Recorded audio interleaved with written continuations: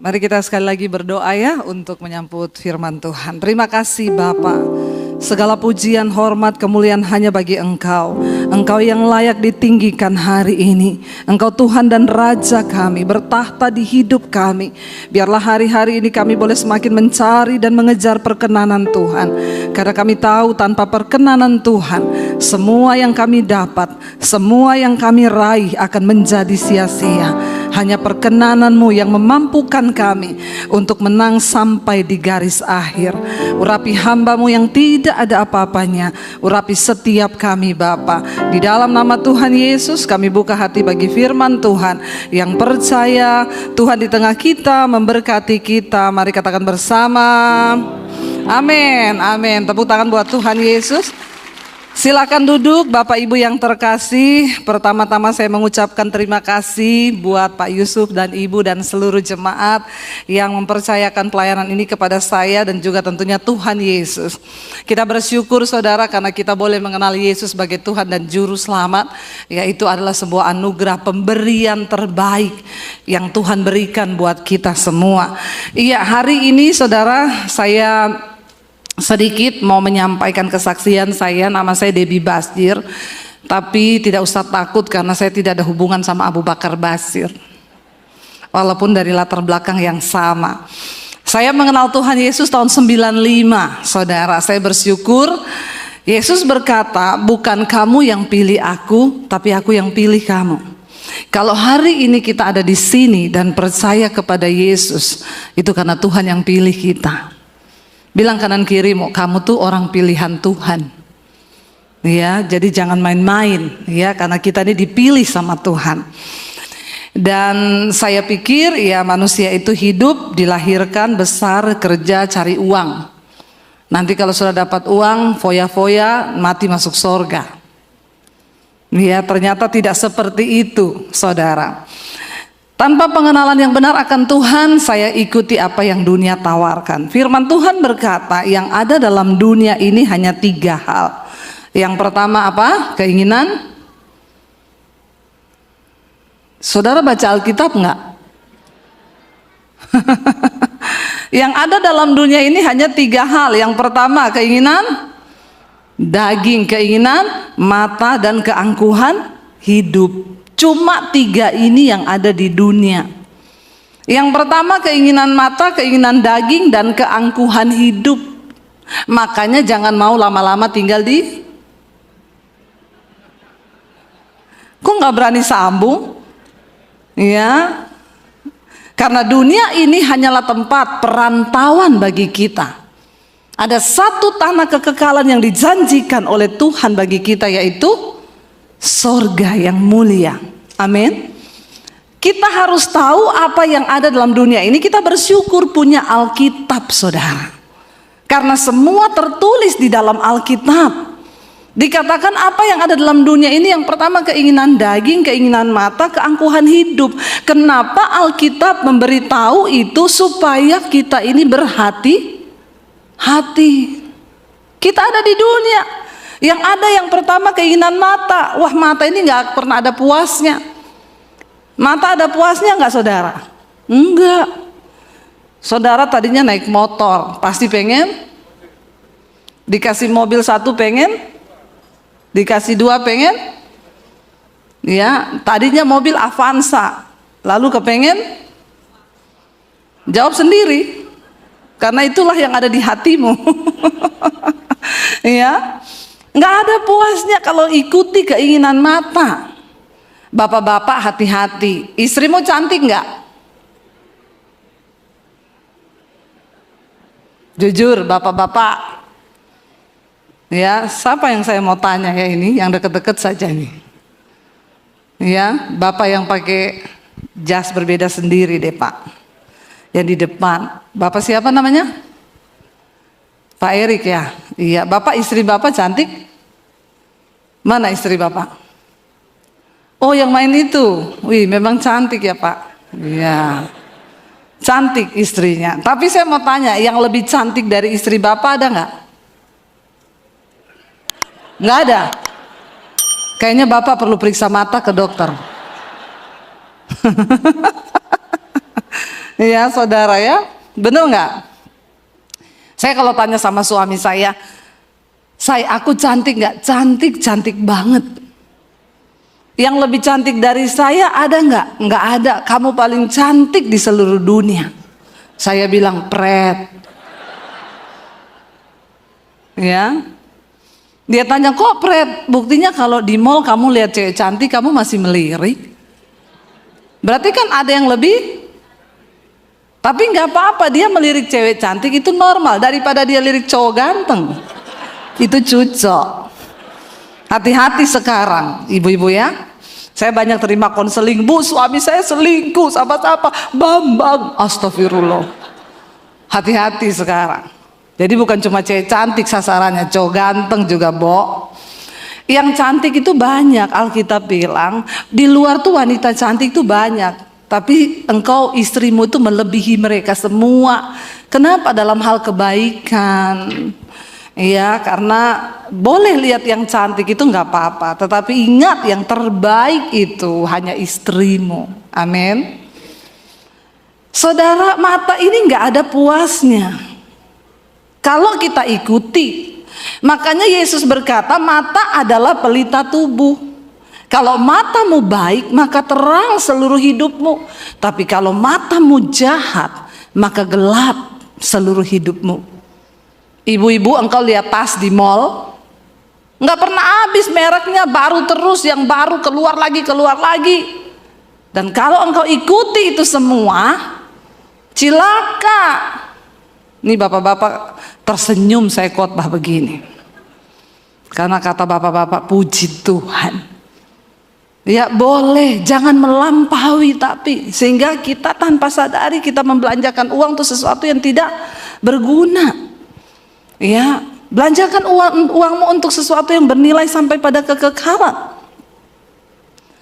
Lalu yang kedua ada keinginan daging di dalam dunia ini. Apa itu keinginan daging? Galatia pasal 5 berkata dengan jelas, keinginan daging itu telah nyata, percabulan, kenajisan, hawa nafsu, nafsu jahat, iri hati, keserakahan, dendam, amarah, pertikaian, roh pemecah. Ini semua adalah keinginan daging. Jadi jangan apa-apa saudara tengking. Selingkuh yang ditengking setan. Ya, saya selingkuh, Bu. Kenapa Bapak selingkuh? Gara-gara setan. Setan bilang, gua nggak ngapa-ngapain. Kata setan, yang enak lu, yang sial gua. Ya, makanya setan bilang sama Tuhan, saya sudah nggak mau jadi setan Tuhan. Kenapa? Manusia lebih setan dari setan. Bertobat.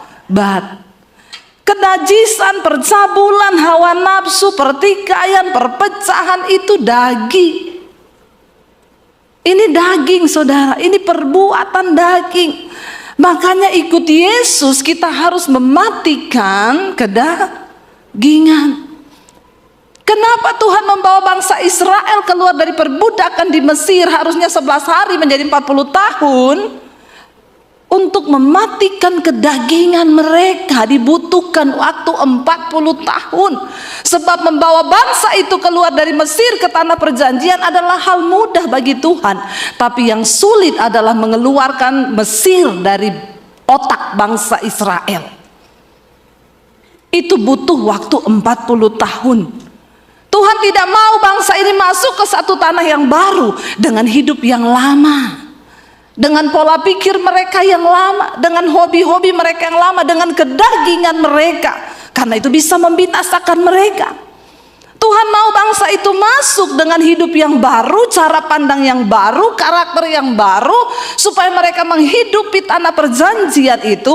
Makanya Tuhan berkata kepada Musa, tulis semua riwayat perjalanan ini supaya bangsa itu ingat. Dan katakan kepada mereka, mereka harus taat dan mengikuti, menuruti semua hukum-hukumku, agar baik keadaan mereka dan anak cucu mereka. Tidak ada yang terbaik dalam hidup kita saudara selain menuruti firman Tuhan. Katakan amin. Hanya firman Tuhan yang menjamin keadaanmu akan menjadi baik. Dunia tidak bisa menjamin, sebab dunia ini berubah. Sehebat apapun kita mempertahankan, jangan sombong. Bahkan bisnismu itu ada dalam kendali Tuhan. Jangan pernah berkata karena aku mampu, karena aku bisa. No, kita semua bisa hanya karena kasih karunia Tuhan. Kedagingan ini harus dimatikan. Yang ada dalam dunia itu kedagingan, percabulan, kenajisan. Sekarang banyak homoseksual, lesbian. Itu terjadi bahkan di gereja-gereja banyak. Tapi Tuhan sanggup melepaskan. Jangan bilang, saya memang sudah begini bu, tidak bisa bu. Apa yang Tuhan tidak bisa lakukan? Alkitab berkata, roh yang membangkitkan Kristus dari kematian itu ada dalam dirimu. Saudara yang homo hari ini engkau katakan, roh yang membangkitkan Kristus ada di dalam diriku. Jadi aku pasti bisa dan aku pasti mampu keluar dari setiap ikatan dosa ini. Amin. Jangan engkau merasa tenang duduk di gereja dengan dosa-dosa dan dosa. Engkau nyaman setiap hari Minggu.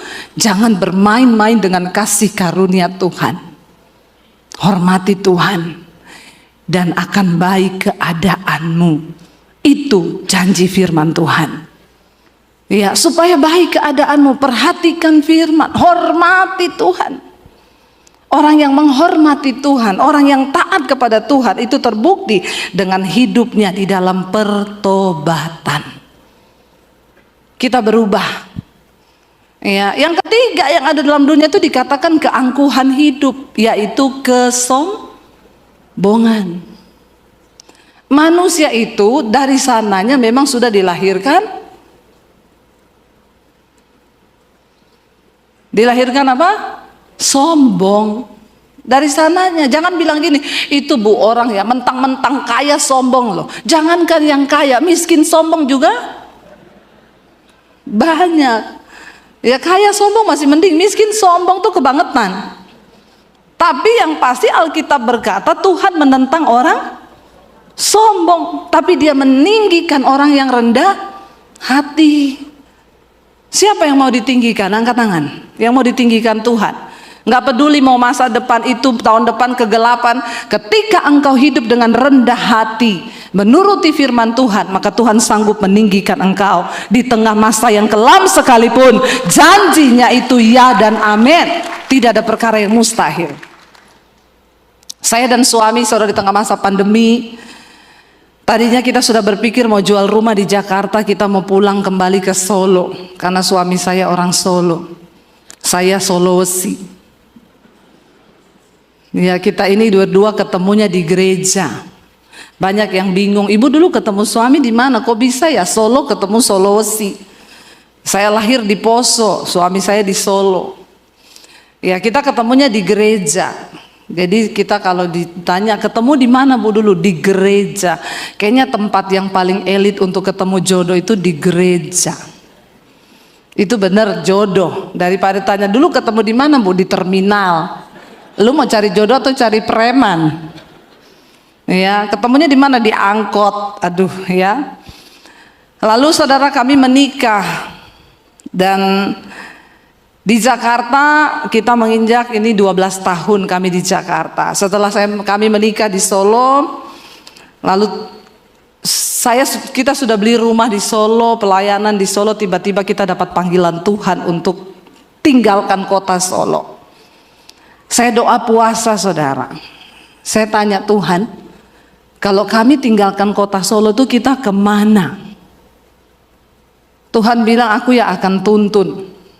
Singkat cerita kami berdoa minta tanda. Tadinya saya sendiri yang dapat. Jadi awalnya tuh tiap hari saya nangis. Kenapa saya tiap hari nangis ya? Kayaknya Tuhan ini mau bicara sesuatu. Lalu saya puasa, saya datang ke satu tempat doa saudara. Saya bilang Tuhan, saya tahu engkau mau berbicara kepada saya. Apa yang mau Tuhan sampaikan? Aku nih merasakan hati Tuhan. Lalu Tuhan sampaikan banyak pernyataan, salah satunya aku akan bawa kamu keluar dari kota ini. Kemana Tuhan? Nanti ke satu negeri yang akan aku tunjukkan kepadamu. Saya bilang kok kayak Abraham ya? Kenapa Tuhan gak ngomong aja, jadi saya tinggal pencet Google Map. Google Map bilang belok kanan, 100 meter lagi belok kiri. Zaman Abraham kan belum ada Google Map. Lalu saya berdoa minta peneguhan, saya bilang Tuhan kalau memang ini dari Tuhan, maka suami saya juga akan mendapatkan hal yang sama. Saya tunggu, saya nggak pernah ngomong sama suami. Tiba-tiba satu malam kita duduk-duduk, suami saya itu bilang gini, "Say, kamu rasa nggak sih kita nih di Solo ini kayak stuck ya?" Saya umpan dia, stuck gimana? Kita pelayanan terus loh tiap hari. Tapi aku merasa di alam roh ini stuck loh kita nih. Tapi tiap hari full jadwal loh saudara. Terus saya tanya sama suami saya, terus maksudmu itu apa? Dia bilang, kamu terasa nggak? Kayaknya Tuhan tuh mau bawa kita keluar dari kota ini ya. Waduh, saya kaget saudara. Waduh, saya akhirnya ngomong, saya juga dapat yang sama. Makanya saya lagi doa puasa. Lalu kita berdoa kemana Tuhan bawa. Setelah melalui pergumulan panjang tanda demi tanda, saya kalau cerita nanti nggak selesai. Akhirnya kami dapat saudara, kita mau dibawa Tuhan ke Jakarta. Kami berdoa lagi, minta tanda demi tanda digenapi. Ya, ketemu satu orang hamba Tuhan. Lalu kami berani karena hamba Tuhan ini menjanjikan, ayo ke Jakarta. Kami ke Jakarta saudara, sampai di Jakarta ditinggalkan begitu saja. Sampai akhirnya kami berpikir mau pulang lagi ke Solo, karena waktu itu anak-anak saya masih di Solo. Yang kecil itu waktu itu masih 2 tahun saudara. Lalu saya dan suami itu waktu itu dari Jakarta nggak ada pelayanan sama sekali.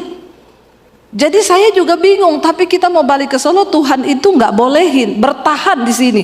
Tuhan nggak ada pelayanan loh, bertahan. Secara manusia tidak ada dasar untuk kami bertahan, berharap, tapi Tuhan bilang bertahan. 1 tahun tidak ada pelayanan. Saudara bayangkan kami dulu tiap hari Minggu itu pelayanan, jadi kayak mau gila.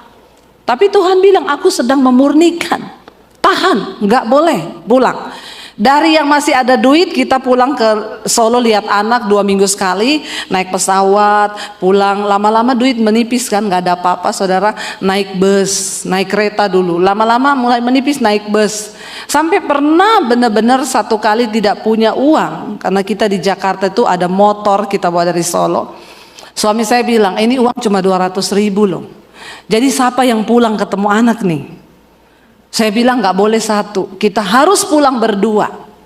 Terus bagaimana caranya? Kata suami saya, ada motor 200.000 bisa buat bensin. Hah? Kita pulang naik motor? Iya naik motor. Kita naik motor dari Jakarta Solo saudara 18 jam. Kita berhenti sekali itu berteduh di pinggir sawah-sawah karena hujan deras dari Cirebon sampai ke Solo. Itu tangan saya biru, benar-benar menahan dingin. Di sepanjang jalan itu air mata saya bercucuran. Saya bilang Tuhan, ikut Engkau itu ndak pernah enak loh saya ini. Ndak enak loh, dari tahun 95 saya bertobat terima Yesus itu ndak pernah enak Tuhan. Kapan saya itu bisa menikmati yang enak Tuhan? Tapi terserah Engkau lah Tuhan. Saya terpisah dengan anak-anak. Saya sudah berniat di dalam hati kita nggak usah balik lagi ke Jakarta. Sudah saya pulang di rumah jam 3 pagi. Saya masuk kamar lihat anak-anak tidur. Saya nangis. Apalagi anak saya masih kecil itu, saudara saya bilang udah kita nggak usah balik saja ya. Baru mau tidur Tuhan tuh ngomong, barang siapa yang sudah siap membajak tapi menoleh ke belakang, dan jika engkau tidak bisa belajar mengasihi aku lebih dari engkau mengasihi keluargamu sendiri, maka engkau tidak layak bagiku. Saya nangis bercucuran air mata waktu itu. Akhirnya kita balik lagi ke Jakarta tanpa dasar untuk berharap. Nggak tahu apa yang mau terjadi. Kita di Jakarta pelayanan, akhirnya mulai terbuka jalan. Ada gereja buka audisi singers dan pemusik. Saya bilang sama suami, kita ikut yuk. Terus suami saya bilang, nggak ada audisi pembicara saya. Nggak apa-apa, suaraku ini yo tidak jelek. Saya ini hanya mau melayani Tuhan. Jadi singers keterima, haleluya, puji Tuhan 12 kali. Akhirnya kita daftar, ditanya sama yang audisi, Bapak mau ikut audisi apa? Main piano, keyboard. Ibu nyanyi. Coba bapaknya main, ibunya nyanyi. Saya sudah latihan 1 minggu lebih. Di kamar mandi saya latihan, di mana-mana saya latihan, biar nanti yang terbaik saudara. Oke, suami saya main, saya nyanyi. Kalau ku hidup bagimu, hatiku tetap menyembahmu. Dunia tak bisa menjauhkanku dari kasihmu. Udah persis Sari kan? Persis, nggak usah tepuk tangan. Jangan tepuk tangan, kenapa? Karena tidak lulus audisi. Padahal saya rasa itu sudah, kalau ku hidup bagimu. Wis, keren kan? Tidak lulus saudara. Betapa terpukulnya hati ini. Ternyata memang tidak boleh terlalu bagus karena banyak saingan. Jadi mending pas-pasan saja kalau ikut audisi. Jangan keluarin semua skill. Ternyata di gereja juga ada tutup menutup, tapi di sini tidak, men.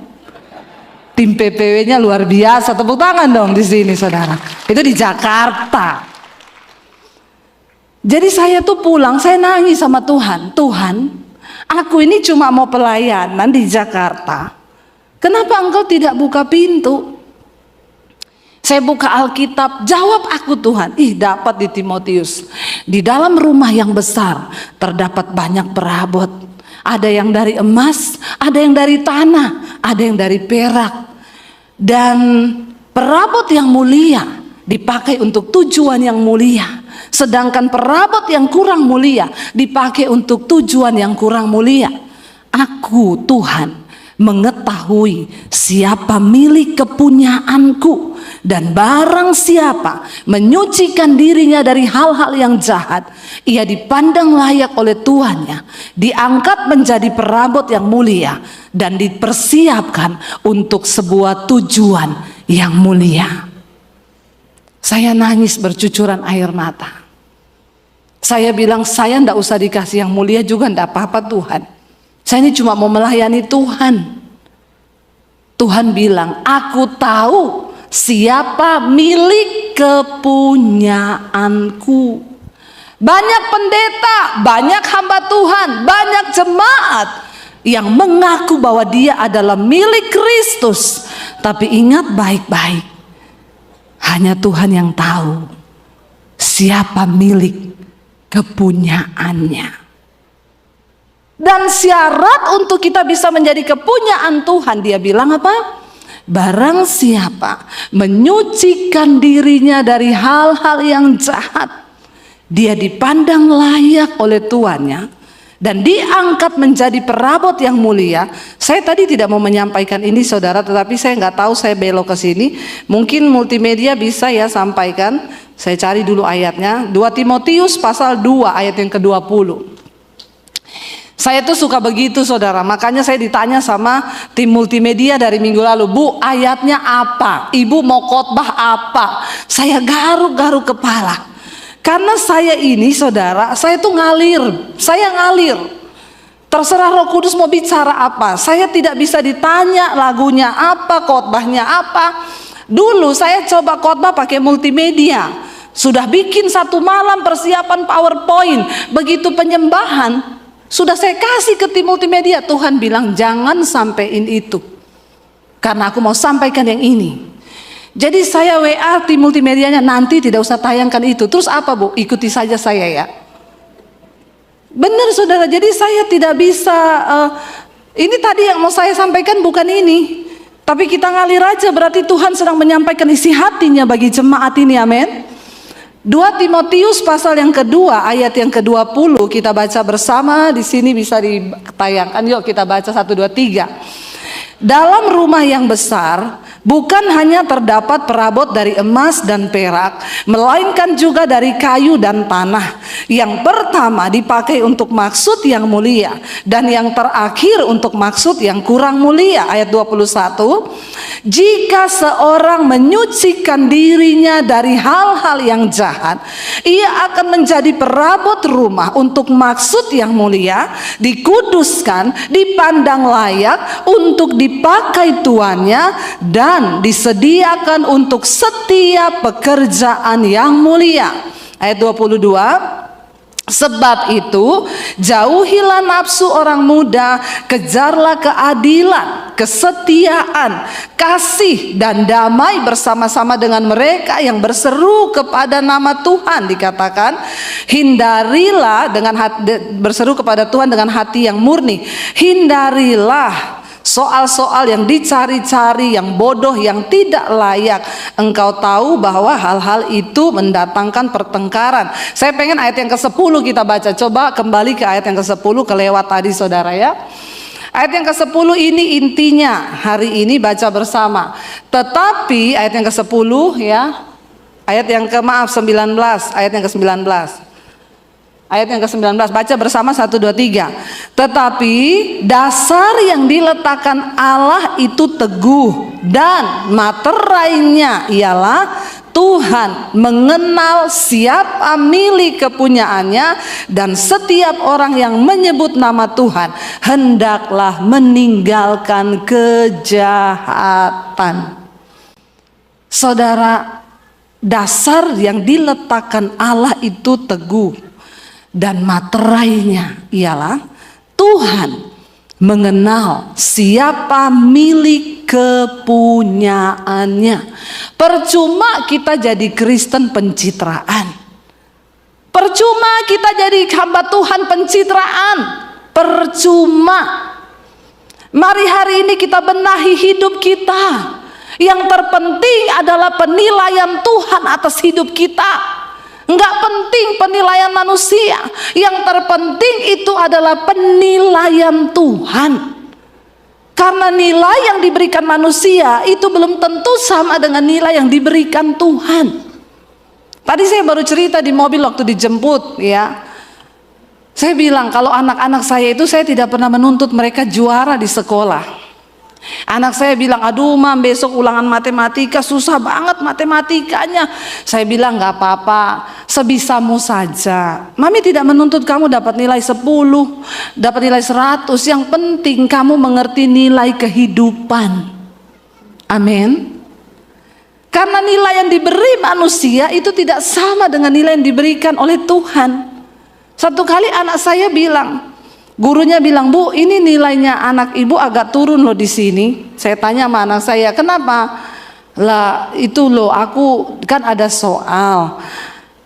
Budi disuruh membawa galon sekian ratus. Hari sudah malam, lift sebentar lagi tutup.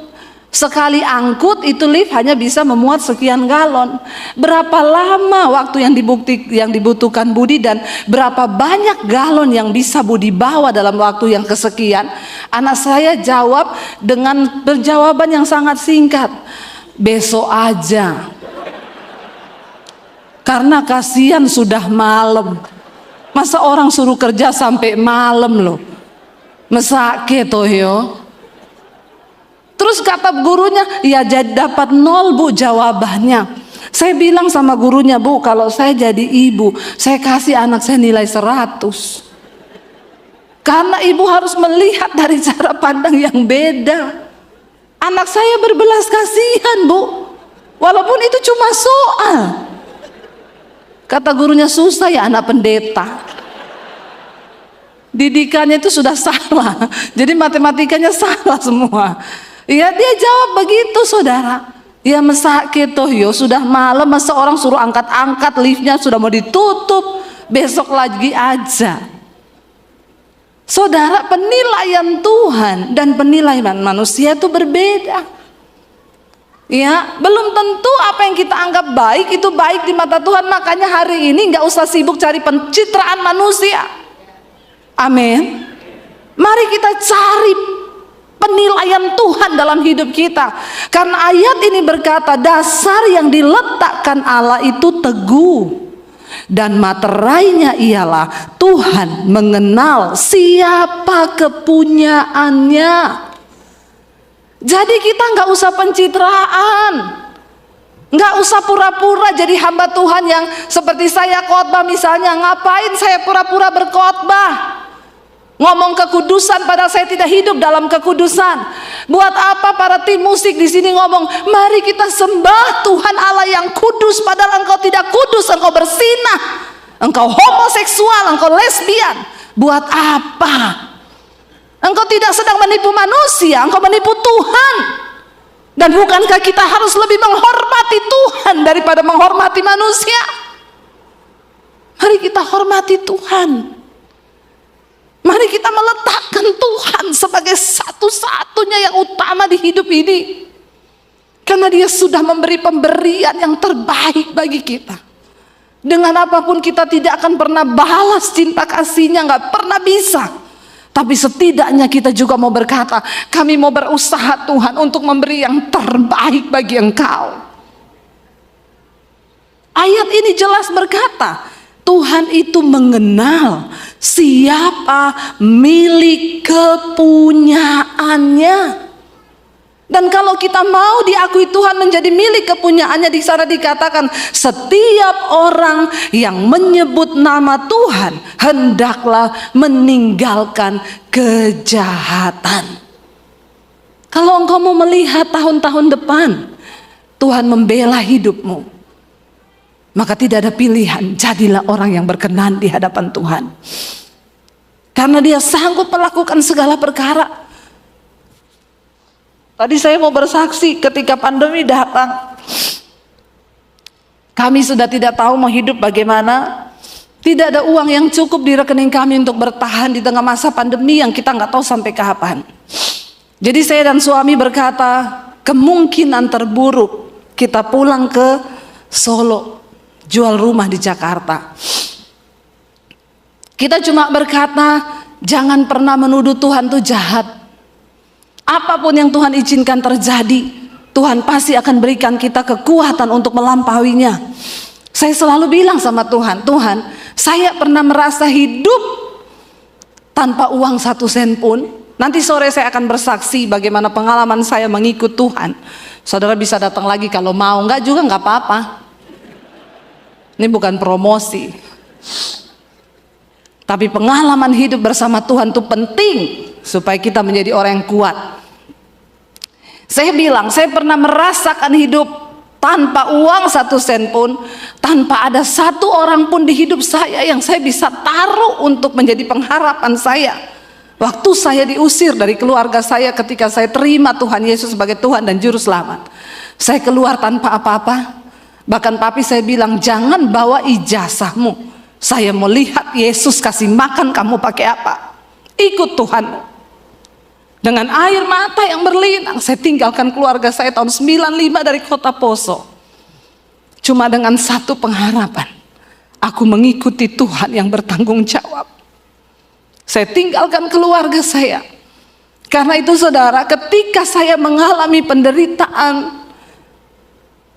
pengalaman pribadi kita dengan Tuhan, itulah yang akan menjadi kekuatan kita menjalani hidup ini. Kenapa bangsa Israel mengalami 40 tahun penderitaan di padang gurun? Dengan satu pengharapan, supaya ketika mereka keluar dari tanah padang gurun itu, mereka memiliki satu iman yang teguh dan kuat, bahwa Tuhan yang sudah melatih mereka untuk berperang, dan mereka tidak akan menjadi orang-orang yang gampang menyerah. Orang Kristen sekarang enggak, semua maunya instan. Ada masalah datang sama pendeta, orang datang sama saya, Bu, saya ada masalah keuangan, doakan Bu. Mau didoakan apa? Biar cepat selesai? Enggak. Saya berdoa buat engkau, di tengah masalah yang kau hadapi, engkau nangkep maksud Tuhan. Jangan minta buru-buru cepat masalah itu selesai, karena di balik semua masalah yang Tuhan izinkan terjadi itu, Dia punya maksud. Dan yang Tuhan mau engkau nangkep maksud ini. Masalah waktu kapan dijawab atau tidak, Tuhan mengerti dan Dia tahu masa time limit itu ada.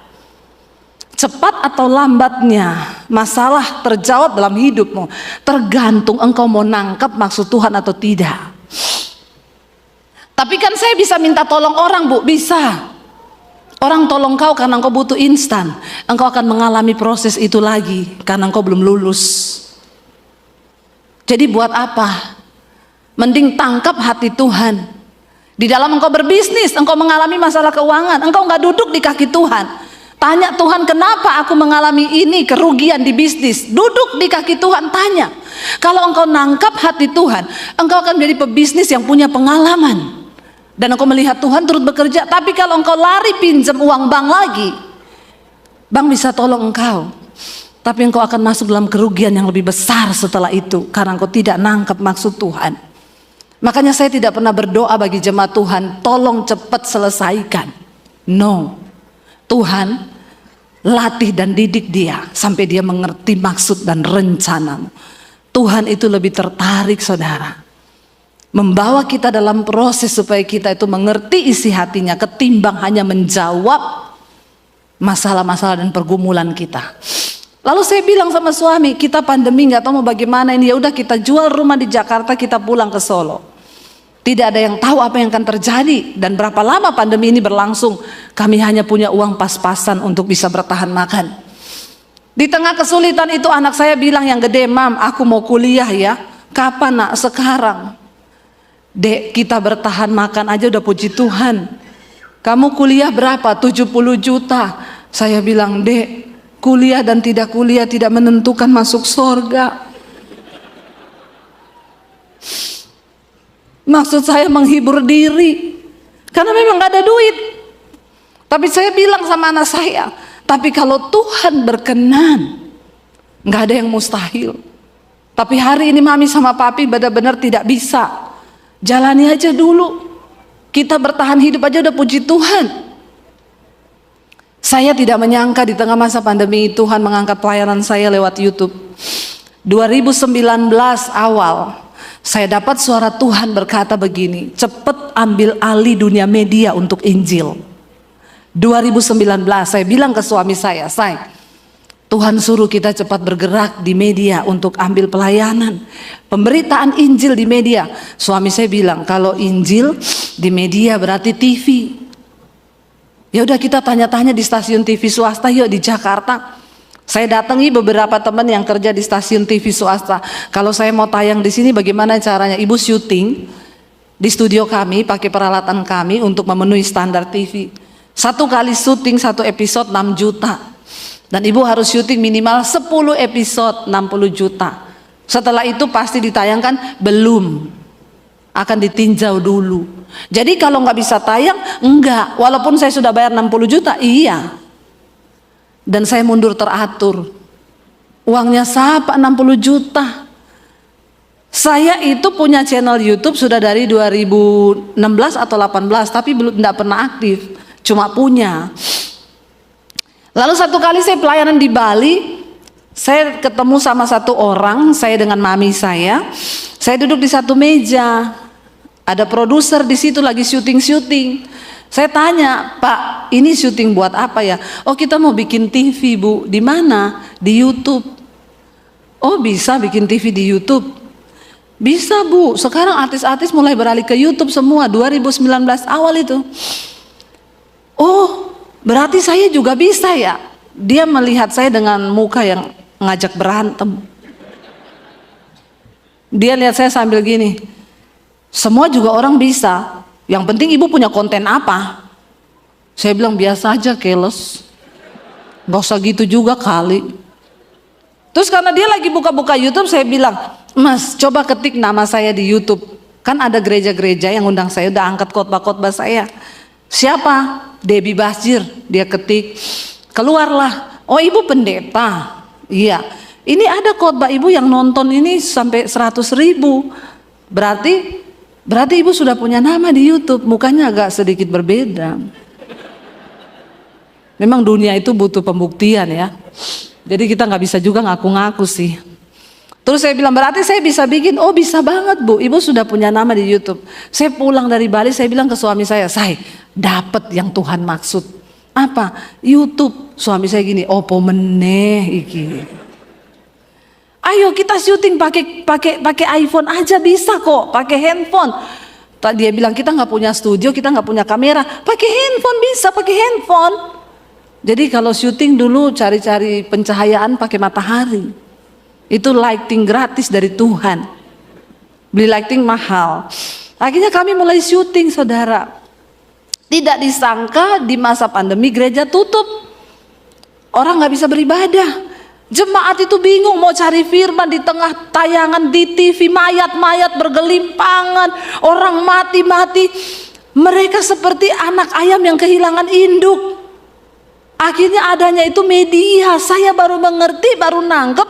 Awal 2019 Tuhan ngomong ke saya secara pribadi, aku akan beri padamu tahun ini tuaian bangsa-bangsa.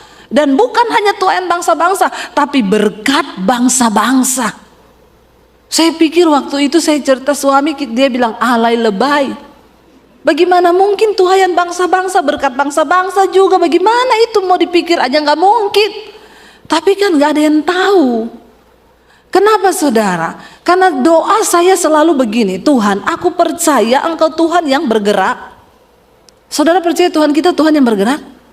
Saya selalu minta bawa aku di tempat di mana Tuhan berada. Saya nggak mau pelayanan saya ketinggalan. Apapun yang Tuhan mau kerjakan di depan, Alkitab berkata dan dia berjanji, Tuhan memberitahukan rahasia-rahasia yang besar kepada orang-orang yang bergaul karib dengan dia. Dan semua jalan-jalannya diberitahukannya kepada mereka. Ini jamnya sudah 0 Pak. Bagaimana? Mau dilanjut saudara? Kita dengar suara rakyat ya. Iya. Tepuk tangan buat Tuhan. Saudara akhirnya ya saya tidak menyangka ketika itu kita sudah mulai, dan saya juga tidak tahu itu tindakan dari mana bisa saya tuh sebelum pandemi. Saya suruh tukang bikin studio kecil ukuran 2x3 di atas sisa kamar saya di atas. Dan ketika sudah mulai pandemi terjadi, studio itu pas udah jadi 2x3 saudara, itu studio yang RSSSSS ya, sangat-sangat sempit sekali, tapi ternyata dari situ bisa memberkati sampai ke bangsa-bangsa. Lalu tayangan mesbah doa pertama kali itu saya nggak tahu, itu tiba-tiba waktu pas pandemi itu channel saya sudah 50.000 subscribe-nya. Saya dapat inbox, selamat Debbie Basir TV, kamu bisa live streaming dari HP. Saya tuh iseng, saya pencet gambar kamera di HP saya. Tiba-tiba saya udah live di YouTube. Orang-orang masuk, Shalom Bu Debbie, Shalom Bu Debbie. Suami saya dari ujung ngomong gini, Say, itu kamu live, kenapa kamu pencet itu? Matiin. Saya lihat dia gini, gimana aku nggak tahu. Kenapa kamu live? Dia bilang. Lah terus gimana? Orang udah masuk ribuan. Shalom Bu, ini apa yang terjadi Bu? Kenapa banyak yang mati Bu? Apa mau kiamat Bu? Banyak pendeta yang mati Bu. Saya bilang, jadi saya tuh sambil live sambil gini, iya saudara jangan takut ya, firman Tuhan berkata bahwa gini. Suami saya di sana cuma sibuk matiin. Saya bilang, daripada kamu sibuk matiin, main keyboard, cepet main keyboard. Dia mulai main, saya mulai nyanyi.